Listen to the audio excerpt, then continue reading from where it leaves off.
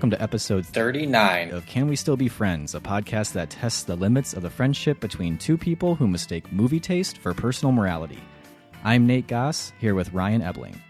Writer-director Baz Luhrmann has only directed 5 feature films in 24 years, but nearly all of them have made an impact on moviegoers, mainly due to Luhrmann's opulent style and visual flair. Today we are discussing his third film, Moulin Rouge.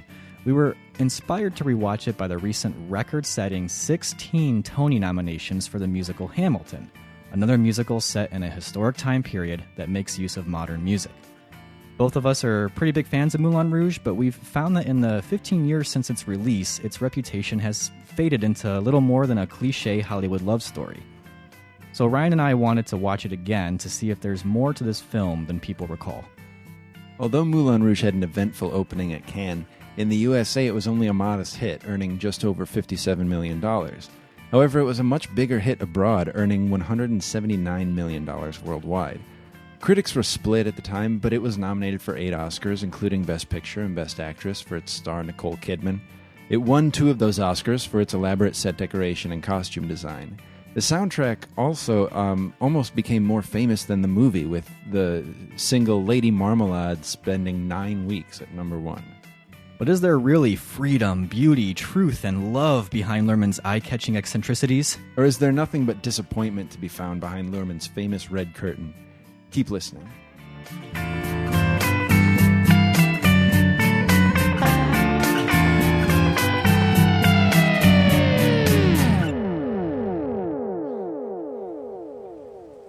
I can't fall in love with anyone. Can't fall in love? But a life without love, that's terrible. No, being on the street, that's terrible. No, love is like oxygen. What? Love is a many splendid thing. Love lifts us up where we belong. All you need is love. Please don't start that again. All you need is love. A girl has got to eat. All you need is love. She'll end up on the street. All you need is love. Love is just a game. I was made for loving you, baby. You were made for loving me. So there we have Ewan McGregor as Christian trying to explain to Satine, played by Nicole Kidman, why she should care about love, why she should fall in love, the importance of love. Oh, to be in love, Ryan. Right. That's Just- what Christian says. Well, but I'm also saying it's You're all those happy things. to be in love? Love's Yeah, great. It is great. And that's something you definitely get out of Mhm. this movie that we're talking about. Absolutely. And that song that follows is great too. The Elephant Love Song medley, we'll definitely talk about that more. And even though I mentioned in the intro Lady Marmalade was the big single, I kind of feel like Elephant Love Medley was actually the more enduring song from that movie. Would you agree? I actually don't know what's it called? The Elephant Love Medley. Okay. Yeah. You think that was the most popular I don't song know. that I don't came think out it of was the Moulin most Rouge? popular. I think that people who like Moulin Rouge would point to that song. It certainly had a lot of the pop references in it and was Right. really interesting how it moved the story along. I know- don't remember I know hearing it on the everybody- radio or anything like that. Oh, it Yeah. probably wasn't on the radio. Oh, you mean, okay, so just people who like the movie. Just people this who is like the movie. This is the song that they remember. Come what may. The original song is Yeah. great too. But I know when I was watching this and the Elephant Love Song medley scene started, my wife came into the room. They just wanted to see, She whoever was- was she around was- had right. to see it. Yeah. Yeah. So Lady Marmalade, though, can you tell me who sang it? Who was in that? Well, or did you obviously look it up? Christina Aguilera, yeah. Who else? I know. I forgot too. But I looked it up. I wanted to say Missy Elliott, but that's not Missy true. Elliott is. Really? Yeah, she produced it and she did the intro and the outro. Okay. So there were like 4 women singers who were the big ones, but Was Missy Maya Elliott, one of them? Maya was one of them. I'm doing great. You're here. doing amazing. Okay, so what am I missing? There's one that I feel like is also obvious. Before Lady Gaga, before like Pink, before Nope. Was it Pink? Yeah. It's Pink. Uh-huh. Nice. How about that? You thought it was before Pink. It was Pink, but It you're was right. Pink. And Yeah, then okay. who's the other one?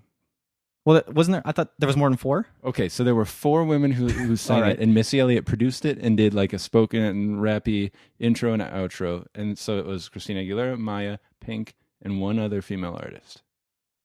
I don't think you would expect her. This one I'm at a loss for. Lil' Kim.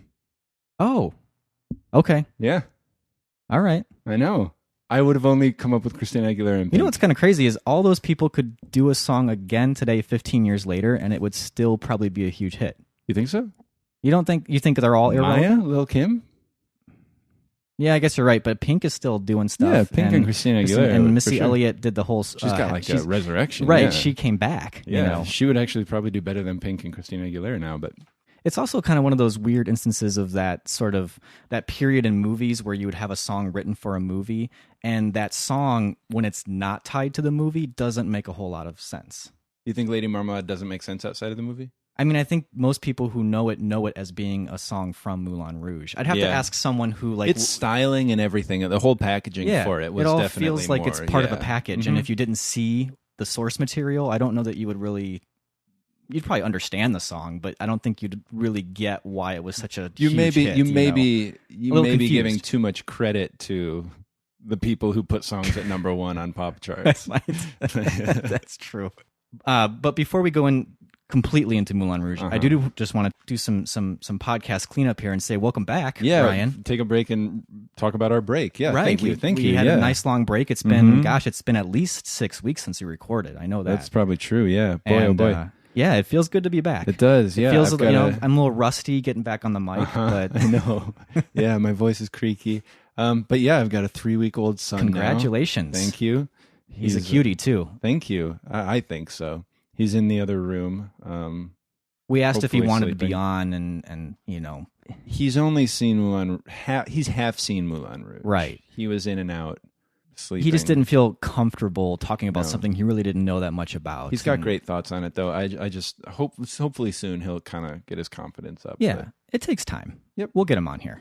So but no, it's anyways, good to be back. It is good to be back. Good to have a kid, even though it's kind of weird. It feels weird. Yeah. Now you've got that whole, it. and I found that after I had our boys, my perspective on movies changed a lot. Like I watched them a little differently. Did that happen to you at all? I'm sure. Yeah. Relationships in movies are hitting me differently. Yeah, I feel and also what I want to watch is different. Like, I would be at the library and like, this movie I'd wanted to see is in or whatever, and I'd be thinking, I'm not ready for something this intense right now or whatever. I found that I was just watching everything as a father. I remember watching. I know we're getting off track here, but I just remember watching Finding Nemo, and it just destroyed me after being a dad. Anyways, back to Moulin Rouge. Yeah. We thought it was a good time to talk about it because, Hamilton is like all the rage oh my right gosh. now. And actually, I mean, it is... I don't know if I've seen anything like it. I mean, I haven't seen Hamilton, seen anything like the phenomenon. And the thing I see over and over again is everyone saying, believe the hype. It's actually worth the hype. And I will add to that chorus. I mean, you've been loving the soundtrack I remember for a while somebody now. told me the idea behind it, and I was like, that sounds like a really terrible idea. Just like someone told me what Moulin Rouge was about, and I also said at the time, that sounds like a really bad idea. Yeah. And I also noticed after we decided to do this, and I was looking back, and I think it takes about 15 or so years for the musical to kind of have a huge thing that brings not just like theater crowds in, but like everybody in. Mm-hmm. And then we all kind of get tired of musicals for a while, and then something else happens. So I was looking back. So Hamilton's 2015.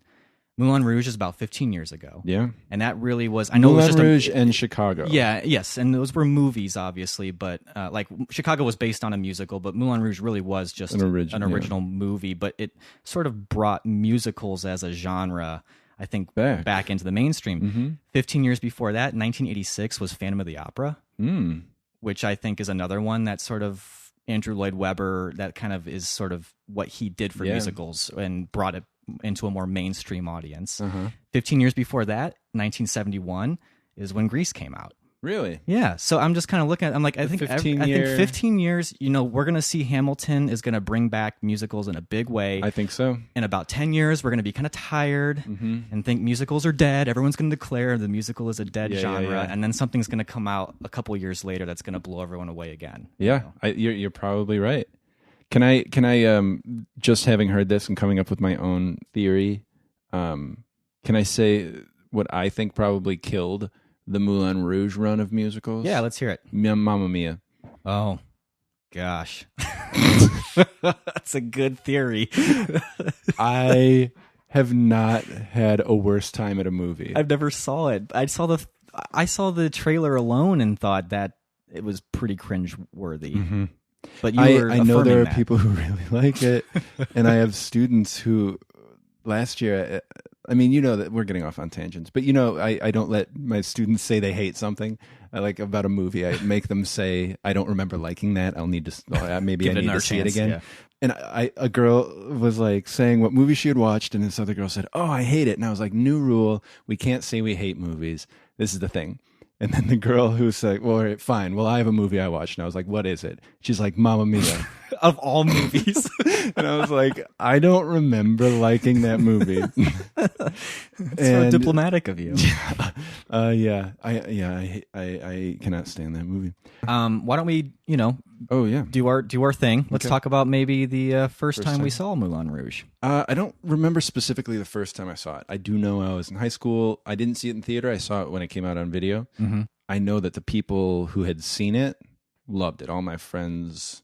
I did plays and stuff too, so that has something to say why I feel like everybody loved that movie. You were in your The drama people- bubble. Yeah, the people around me really loved it, and I loved it like right away. The beginning, I was like, "This is weird. This is very weird," but then the movie kind of hits its stride, and I just loved it. And we watched it. It would be kind of the movie we had on in the background.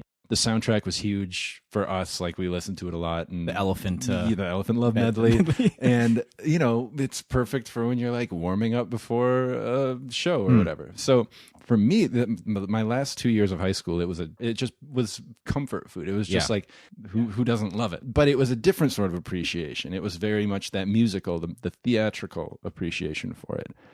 As I've rewatched it over the years, I've learned to appreciate more what Luhrmann was doing as a director and see his cinematic abilities coming through beyond just his ability to make a good musical. Yeah, I think it's interesting that you tied the movie really closely to your sort of high school experience, because I tie it very closely to my college experience. I think when you see Moulin, if you were of the age we were at when it came out, you were what, maybe 16, 17, and I was like 19, 20. Mm-hmm. And I think that this movie, for that age group, it's like hitting at the exact right time, because it is that very romantic, it's everything that a the person highs of are that high age, and the lows are low. It's everything that's going through your mind. And I remember not even barely hearing much about it, but this was my first semester at college, and it was just, like you said, it was just the movie that was on. In fact, I can't tell you when I actually watched it from beginning to end, but I can just tell you that I saw pieces of it here and there that entire first semester of college.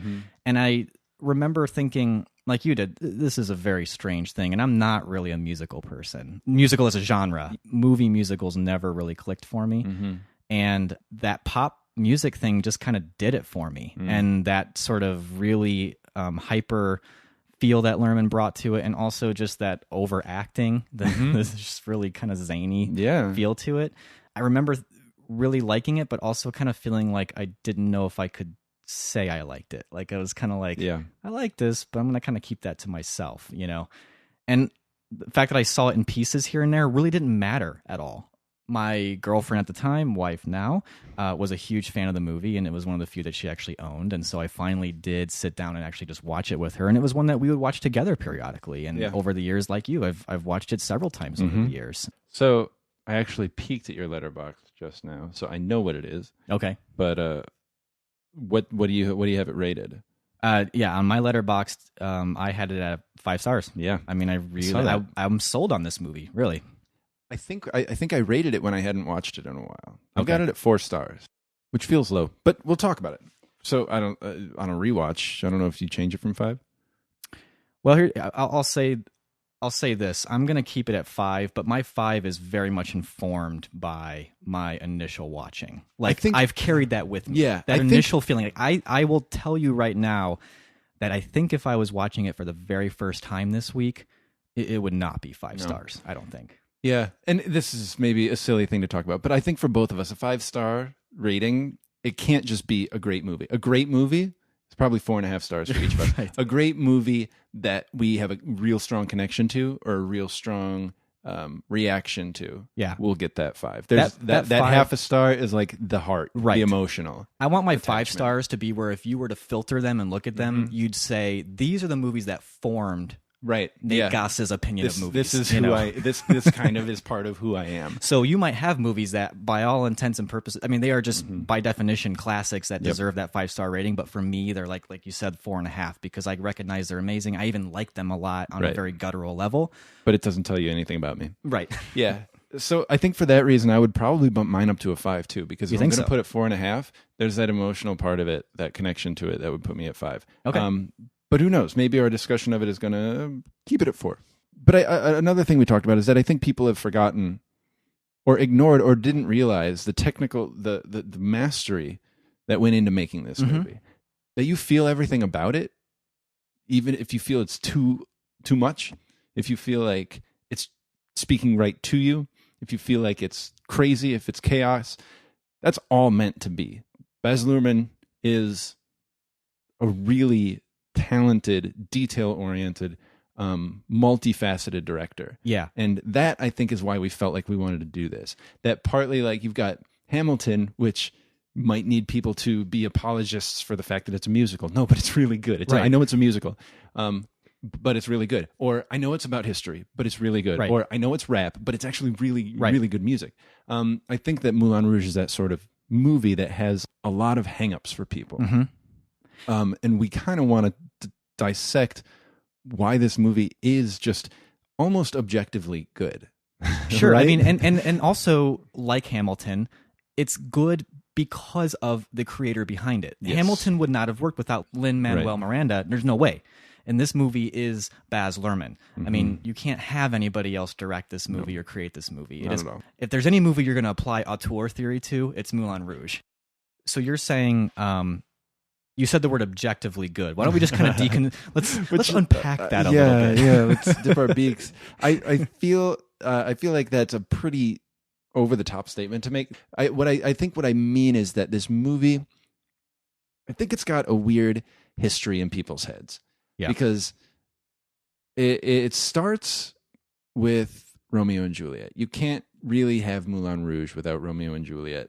And Romeo and Juliet, for all its technical proficiency, gets tied up in Claire Danes and Leonardo DiCaprio and the selling of that love story.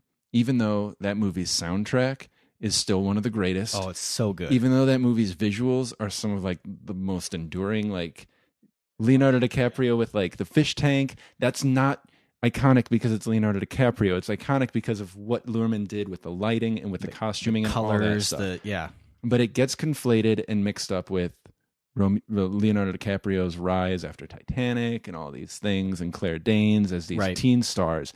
And it gets kind of reduced to that fluff of that Tiger Beat magazine thing.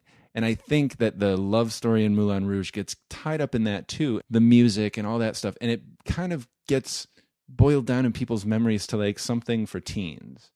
Well, but not unfairly so. Because I do think Baz Luhrmann is totally exploiting that and actually intentionally exploiting that. But the mindset is that reduces it. Right. And it's lesser. And that anything that's making you connect emotionally is not valid, you know, because it's just but you know what I'm saying?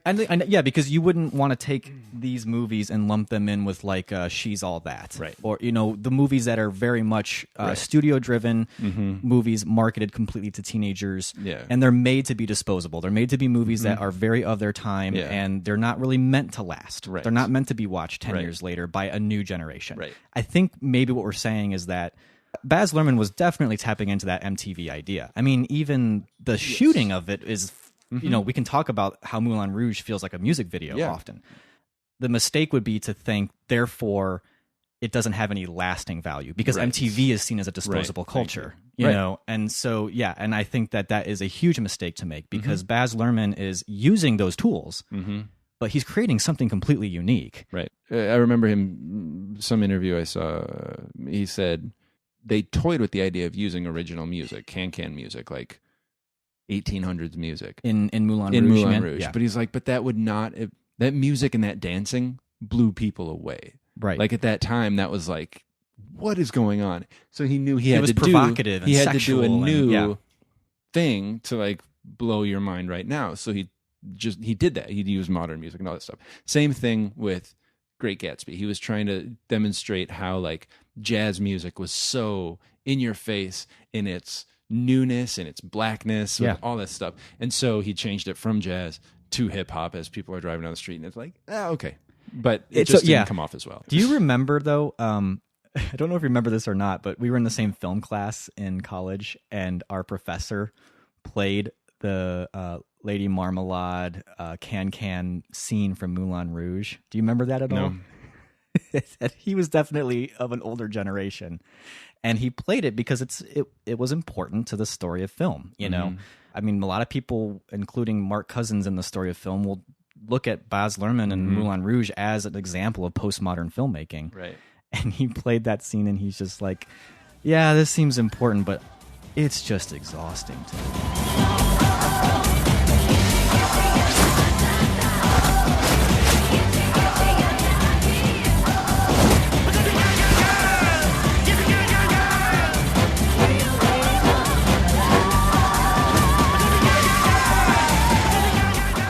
Like, he just said he was tired and exhausted watching it. I can understand that, though. I can too, and I think it also speaks, though, to how effective it is and how Baz Luhrmann really was able to tap into the difference visually between the younger generation and what had come before. Well, and here's my first note that I have is that Luhrmann is 100% able to make you feel what he wants you to feel.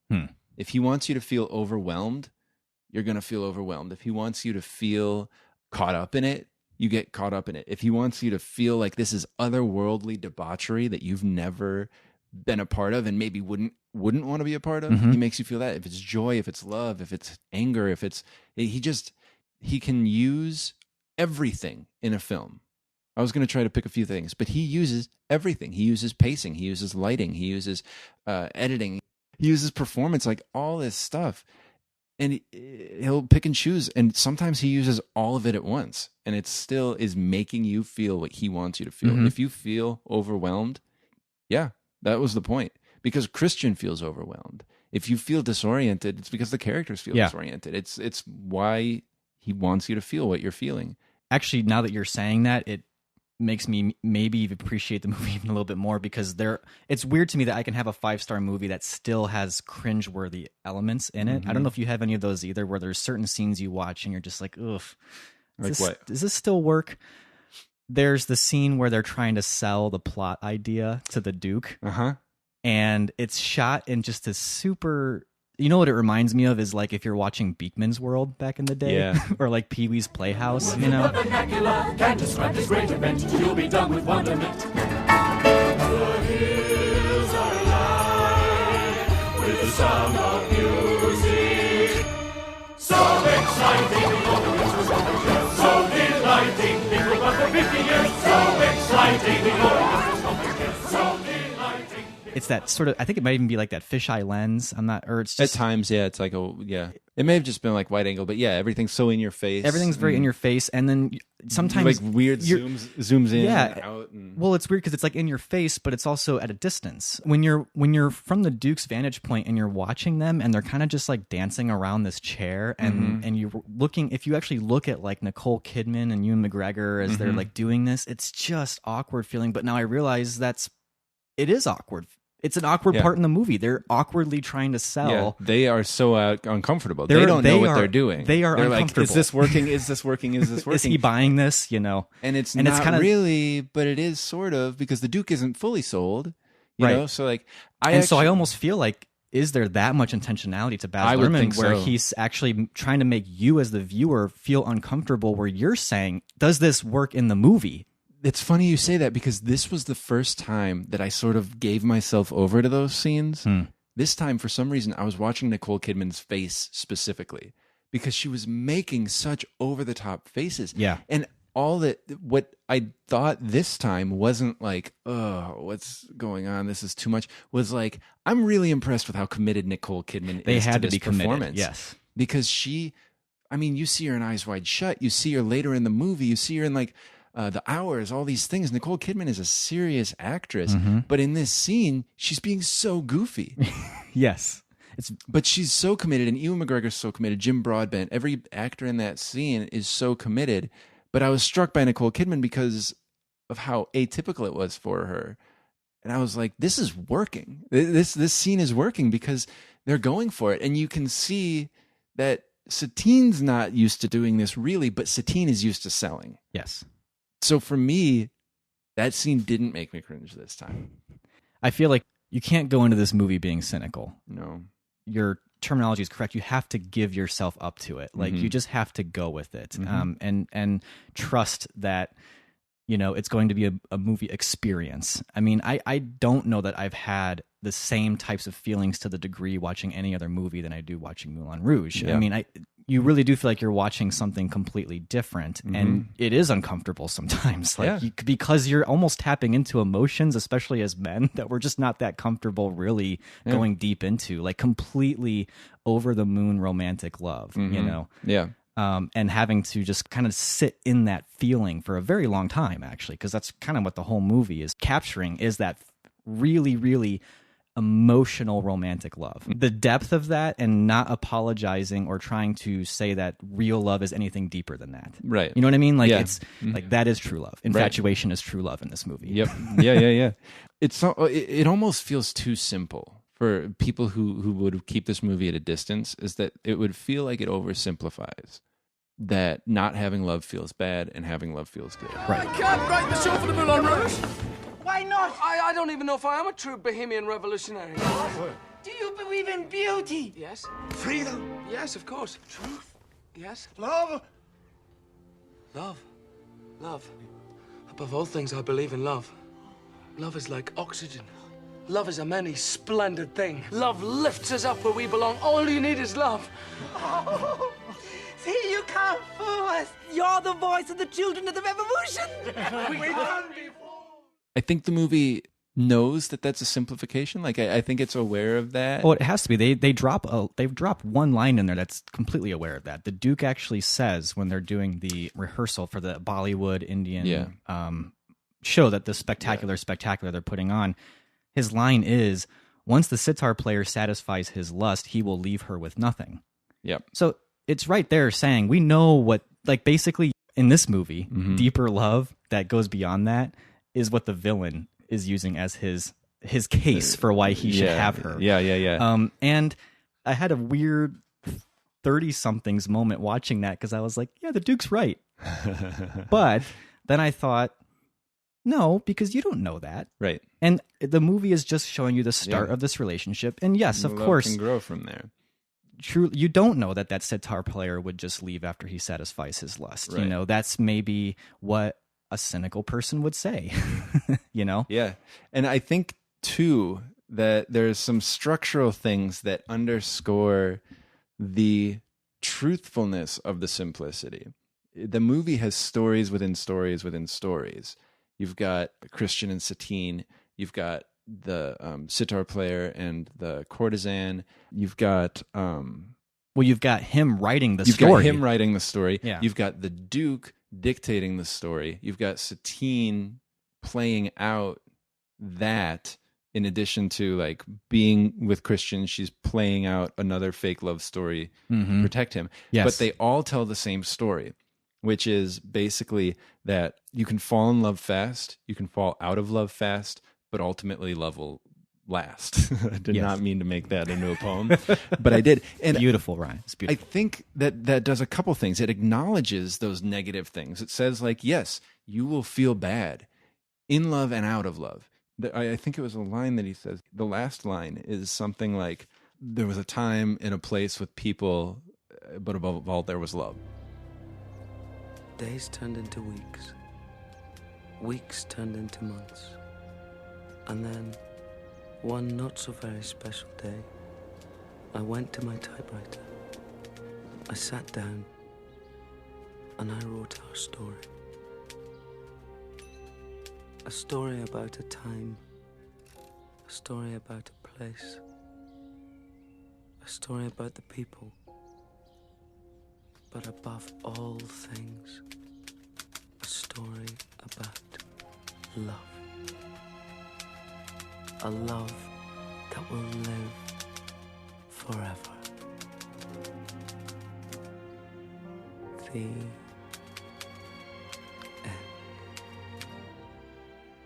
As long as there is time, as long as there is places, as long as there are people, love will be there. It will be up and it'll be down, but love's going to be there no matter what. And I feel like that's almost like a structural thing, saying like, you think it's too simple. This like Russian nesting doll of the story boils it all down to, it is that simple. We can complicate it all we want with death and threats and violence and music and power all this stuff.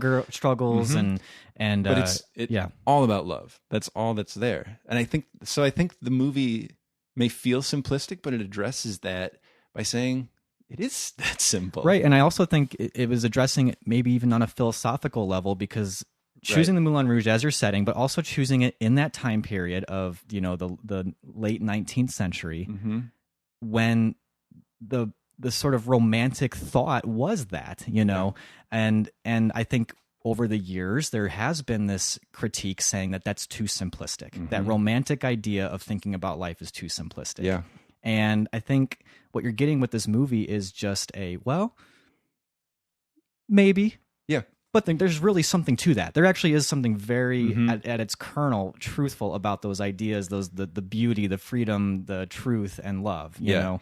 And on top of that, he uses, again, the structure and the format to underline that message. So you've got all these pop songs, and it's not just a gimmick. It's not just Glee, which, by the way, mashups, the a cappella mashups, the Pitch Perfects, Glee, all that stuff.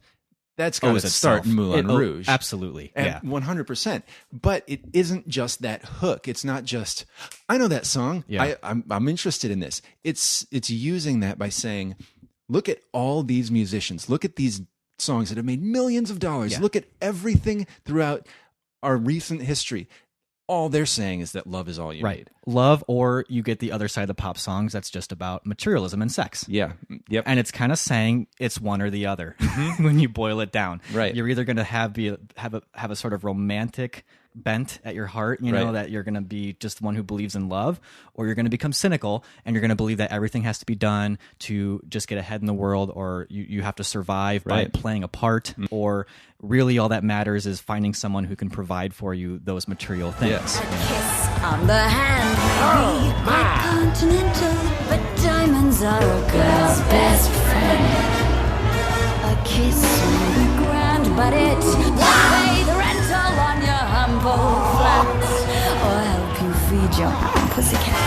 Men grow cold as girls grow old, and we all lose our charms in the end. But square cut. And sometimes those pop songs are exactly truthful to the original way that they were intended, and sometimes he's twisting the context. And it's brilliant. It's what makes this movie such a cut above, is that he isn't just referencing things that to get you interested. He's using it to really underline that message of love is the eternal, love is the constant. But he also uses it in times in different contexts. That line, it's a little bit funny, this feeling inside. I think 3 different people say it, and they say it 3 different ways. It means 3 different things. The lines will come back, and in its return, it means something new, and it turns things on their heads, and people use those words against people and that sort of thing. But on top of that, he's not just using pop songs. There's several classical story references. I don't know if you picked up on this. I just had recently read about it, so it was in my head. But when Christian and Satine are on either side of the Duke, they're both kneeling, and the Duke is there. That reminded me of Eloise and Abelard, that ancient story of the 2 lovers who are separated by the wall. Yeah, well, you've got Orpheus all over this too. Orpheus is a huge thing in it. That he's using these ancient myths and pop songs to show you that if you think that love is all you need, is too simple of a message, or sugary or syrupy, or just or if you think it's something that we've grown past that, that's something that the romantics believed in, but we no longer subscribe to that. Right. You've got thousands of years of history and thousands of music fans who tell me that it is not. That's a really good point. Not that simple. And again, it's just all testament to Luhrmann's ability to bring all that together. I'll add an even yet another layer to that, and brings an international flavor to it by having it have a Bollywood feel to it, and that the actual this genre, is a world film. This yeah, is world cinema. The genre itself reflects Bollywood often, not just in the very on the nose sense that they actually develop a Bollywood show in the movie, but the actual idea of having, you know, a love story that we would consider a musical, but I mean, really, it's more like a Bollywood format. You actually do have quite a bit of spoken dialogue in here, punctuated by music, sung by the stars. He's got these really complex things. He's got these references, but he also does the simple stuff really well. He uses color brilliantly, just in the idea that where there's happiness, it's bright colors and lots of them, and where there's not, like at the Duke's house, everything's dark. Everything's blue. It's just that shorthand, but it's not heavy-handed. Well, and it makes sense within that world because so much of it is often in a stage, you know, so he's able to get away with using theatrical lighting. And theatrical makeup and costuming and all that stuff.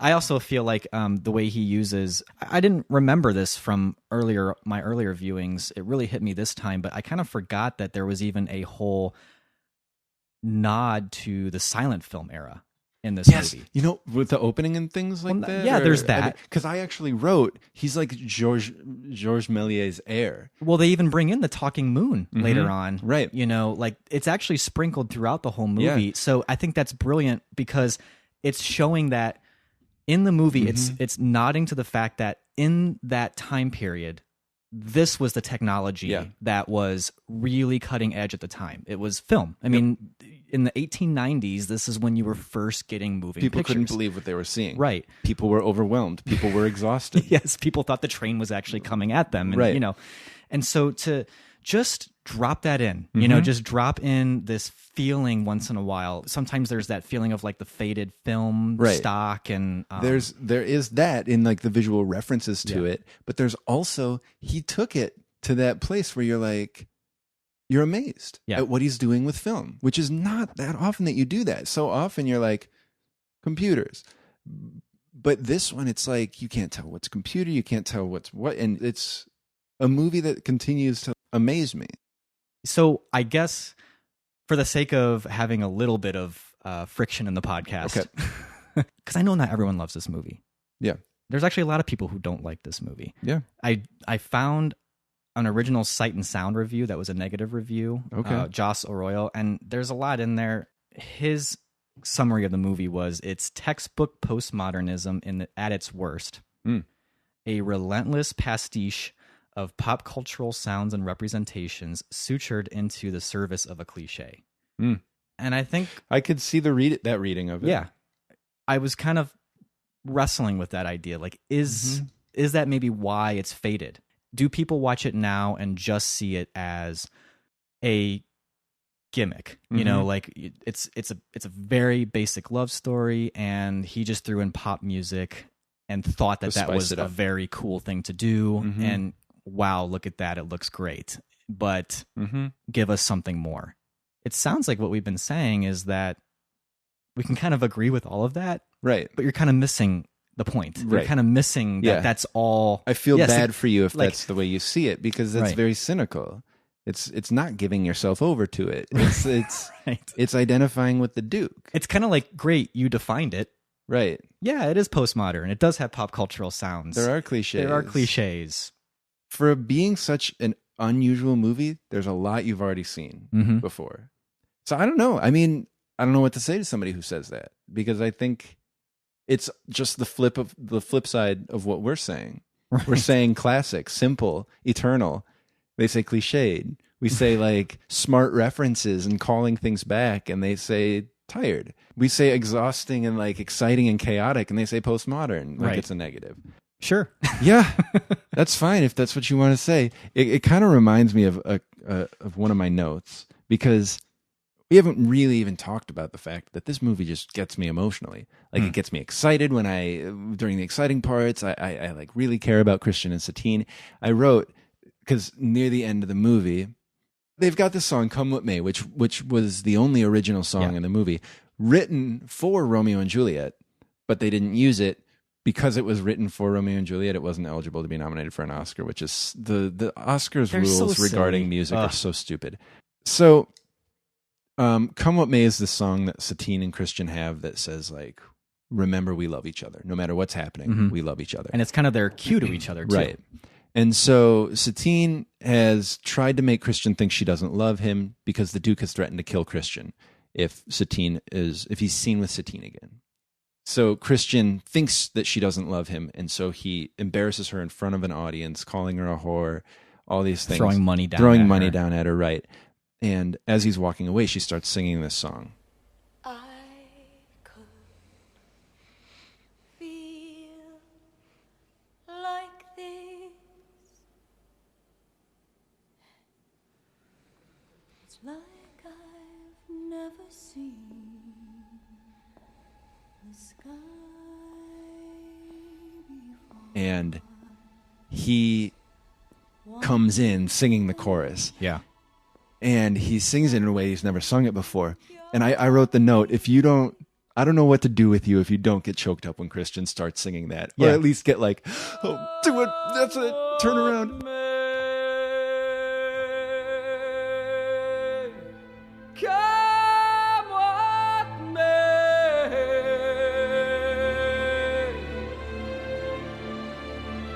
I will love you. Yeah, and you know what's funny about that is as you're saying that, I was also thinking, if you haven't given yourself over to the movie by then, you're probably going to injure your eyeballs with the eye rolls that you're going to do in that. I mean, like, because it is coming from such a vulnerable place in that moment. Yeah. You know? Because the music has pretty much gone. Yeah, it's just and her voice. It's very naked. Yeah, and both of them. And it's awkward because they're in a public place and they're at a distance. He's at the back of the theater. She's on the stage. Yeah. And everyone's kind of watching, and neither of them are really hitting their notes. Right. Like, their voices are just there. And Satine's weakened because she's got tuberculosis. And she hits this note that's emotional.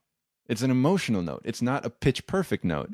And he returns it with just singing the title of the song, Come What May, a few times in ways we've never heard before, but in ways that are just emotional. He's singing with his emotions. It's I don't know. I may be overanalyzing it, but I feel like by having both of them sing this melody we've heard for such a long time, both of them singing it differently, it's sort of the movie saying that idea that love can be familiar, love can be cliched, love can get stuck in your head, but also love can just come out of you in a way that you've never expressed it before, and that people have never heard it before, that there's just this very personal thing. There's that reading, and there's also the reading, since it's different, that perhaps in that moment their love has matured to a different level. Moved beyond it's that moved lust. beyond that he lust. had that ability to lust, have his lust and leave, like the Duke said, and he almost did. But then she called him back, and it's changing. And in that moment, I like that too. In that moment, I like that too. In that moment, he's realizing that that is selfless love. The fact that she had to make him believe that he didn't love her just to save his life, that she really was putting his life before anything else. You could definitely read that different melody there as both of them understanding that their love has just entered a new phase. And again, talking about a song, the Elephant Love Medley is super fun. Because you do know those songs. Yeah. And it's awesome I to love when they hit come heroes. That's my favorite part. Okay, that part's great. I think my favorite part, and I think it's a scene that has become iconic. You see it in montages all the time, is when he hits the I Will Always Love You and the fireworks come out of the heart. Yes. Yeah. I love and that. The camera spins and they're in the clouds, like they're not even in the room anymore. So there's that it just works emotionally, that you've got that moment that he goes into Heroes and sings We Can Be Heroes, and the way he sings it and the music changing, you're like, this song hit a groove. But also, and what makes it not just a gimmick, is that song progresses their relationship perfectly. He is making his argument. Yeah, he's making a case to her why, and she is actually buying it. Like, it's not like this weird, oh, and now she's fine with it. Like, it makes sense logically as he explains it to her, as she rebuts him, as he refutes her rebuttals and all those things. And I could be wrong on this, but is everything he's saying a pop reference and all of her rebuttals something original? Because I don't ever catch any. So I feel like there's something to that. Like there's something agree. to the fact that he is always referencing something that's known, a known source, like a pop song or a line from some poem or whatever. Yeah. And everything she's saying as a rebuttal is just what's coming off the top of her head. It's a twisted variation. Yeah. So there is a line like, "We could be heroes. We can't do that." Of course, that's not a line. And that's not even very lyrical sounding. Like it sounds flat, you know. And he may have some additional lyrics, but you're right. She is coming up with her own ideas, and that's the only thing that refutes love is some inner voice. But when you're tapping into something bigger, that's when you've got love. Yeah, I think that's I hadn't really made a case for why she would be singing different lyrics other than it progresses the story and the characters. But it's also, it gives him a reason to keep changing songs. We could be heroes, and we can't do that. We can be heroes, and that's a fact. Then she joins in the song, like, though nothing would keep us together. That's when she kind of starts coming around. But he needs to keep changing songs because she rebuts him. He's like, "I was made for loving you, baby. You were made for loving me. The only way of loving me, baby, is to pay a lovely fee." So he's like, "All right, I got to try something new. Just one night, give me just one." Like, and it gives a reason for the mashup on top of the fact that it's catchy and fun and all that. And I just wanted to, one thing I noticed as I've watched this, and it's gotten older and older, is one thing that Baz Luhrmann does, I think it's very smart, is we know these as pop songs, but every pop song he chooses, at the time it came out in 2001, I think the most up-to-date, newest song that's in there is the Smells Like Teen Spirit. Yeah. Which had at that time already been 10 years old. So what I love that he did was he brought and it's so lecherous too when people are singing it. Yeah, it's a perfect fit. But what I think is really smart about what he does is he says, I'm going to put pop songs into here, but I'm only going to pick pop songs that have pretty much already entered into the American Songbook. We're watching it 15 years later, and these are still songs that hold up. They don't feel dated because they were the latest pop tracks of 2000, 2001. Right. And I think that, we got to remember when Moulin Rouge came out, the musical really wasn't doing much as a genre. Like there really wasn't anything going on. So it's really smart to think as a way to resurrect it. If we think of the American Songbook, those songs are mostly coming from musicals. And so I think part of what he's telling people is like, we still have an American Songbook. Yeah. It's just not coming from musicals. But I can take those songs. They are just as universal. Yeah. And I can put them, I can kind of reverse engineer them back into the genre of a musical and kind of celebrate this American Songbook. These are our songs now. Decades ago, it was the songs from, the folk songs and the musicals, but these are our folk songs. These are these are the ones that we all know. Yeah. Yeah. There's just always these things that have to happen that just kind of keep the musical alive. And I think that Baz Luhrmann doesn't get the credit he deserves for kind of doing that when it needed to happen in that early 2000s period. I agree. I think that's probably a good place to stop. Giving Baz Luhrmann the credit of resurrecting the musical for the 21st century, really. When we've come full circle, because that's basically what Lin-Manuel Miranda's doing with Hamilton. Too, yeah. Obviously, we know that there are people who aren't going to agree with us, people who are going to be like that review you read, who you're not going to give yourself over to this movie. And that's too bad. Whatever. But if you do, this movie's got so much more than just sing along and romance. Yeah. And I also think if you're someone who maybe just saw it back in 2001 and really give it another shot just to see what you think of it, I think it's really interesting to go back to right now. I agree. So I don't know if we even need to say, are we best buds? I think we basically hugged it out this entire episode. I'm bumping it up to 5 for sure. All right. Because I do just really enjoy this movie. Yeah. On top of everything, even if you if somebody felt the need to say actually technically it's not that good, blah blah blah, or it really wasn't the first to do this and it wasn't the first to do that. Fine, man. I still will never not sing along to the Elephant Love Medley, to come what may, all that. Yeah. All right. So let's let our listeners know what's the next movie we're going to be discussing. Now that we're back in the swing of things. We're in the groove. Yeah, we're going to keep it going. Well, okay. So this movie is coming out.